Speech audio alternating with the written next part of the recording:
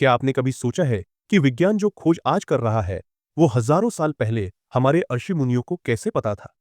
क्या यह महज संयोग है कि जिस ब्रह्मांड की रचना का रहस्य आधुनिक वैज्ञानिक समझने की कोशिश कर रहे हैं, उसकी व्याख्या वेदों में हजारों साल पहले मिलती है? लोग कहते हैं कि धर्म और विज्ञान दो अलग-अलग चीजें हैं, लेकिन सनातन धर्म को गहराई से देखा जाए तो यह आस्था नहीं, बल्कि शुद्ध विज्ञान है। ऋग्वेद में लिखा है कि ब्रह्मांड अनंत है, इसमें अनगिनत लोक और ग्रह मौजूद है।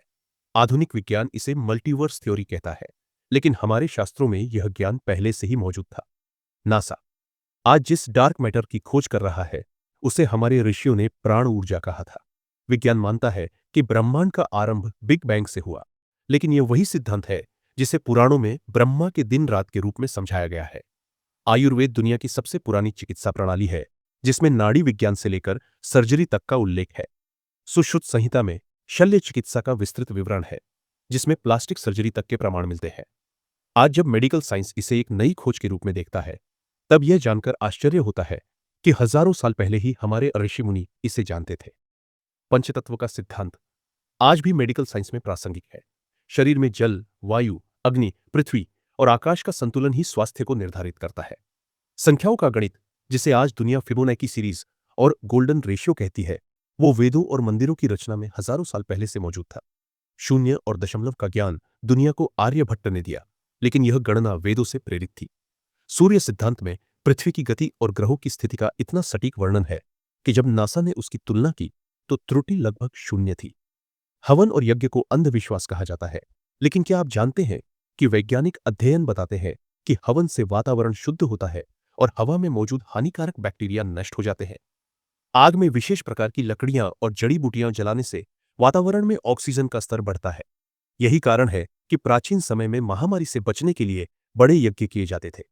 ध्वनि विज्ञान, जिसे आज साइंटिफिक रेजोनेंस कहा जाता है, वह वेदों के मंत्रों में पहले से मौजूद था। ओम के उच्चारण से निकलने वाली ध्वनि तरंगे मस्तिष्क को स्थिर कर देती हैं। इसका प्रमाण आज न्यूरोसाइंस भी दे रहा है। जब एक मंदिर की घंटी बजती है, तो उससे निकलने वाली ध्वनि वातावरण में मौजूद नकारात्मक ऊर्जा को समाप्त कर देती है।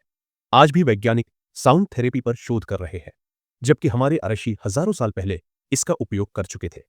ज्योतिष को लोग अंधविश्वास मानते हैं, लेकिन यह गणित का ही एक परिष्कृत रूप है। नक्षत्रों की चाल को देखकर भविष्य की घटनाओं का अनुमान लगाना, मौसम परिवर्तन की गणना करना और ग्रहों की ऊर्जा को समझकर जीवन में संतुलन लाना, ये सब आधुनिक एस्ट्रोलॉजी और खगोल शास्त्र का ही हिस्सा है। नासा की कई रिसर्च इस बात की पुष्टि कर चुकी है कि ब्रह्मांड में ग्रहों की ऊर्जा का प्रभाव पृथ्वी और जीवों पर पड़ता है। सनातन धर्म केवल कर्मकांड नहीं, बल्कि यह विज्ञान का जीवंत उदाहरण है। यह केवल मंदिरों और पूजा तक सीमित नहीं, बल्कि यह जीवन के हर क्षेत्र को वैज्ञानिक दृष्टिकोण से देखने की प्रेरणा देता है। इसलिए इसे सनातन कहा गया, जो अनादि है, जो अनंत है, जो हर युग में प्रासंगिक है। अगर कोई सोचता है कि यह सिर्फ धर्म है और विज्ञान इससे अलग है, तो वह शायद दोनों को समझने में चूक कर रहा है। तो क्या यह महज संयोग है कि विज्ञान धीरे धीरे उन्हीं सिद्धांतों को खोज रहा है जो वेदों और शास्त्रों में पहले से ही लिखे थे? या फिर यह प्रमाण है कि सनातन धर्म और विज्ञान एक ही सिक्के के दो पहलू है? अब फैसला आपको करना है।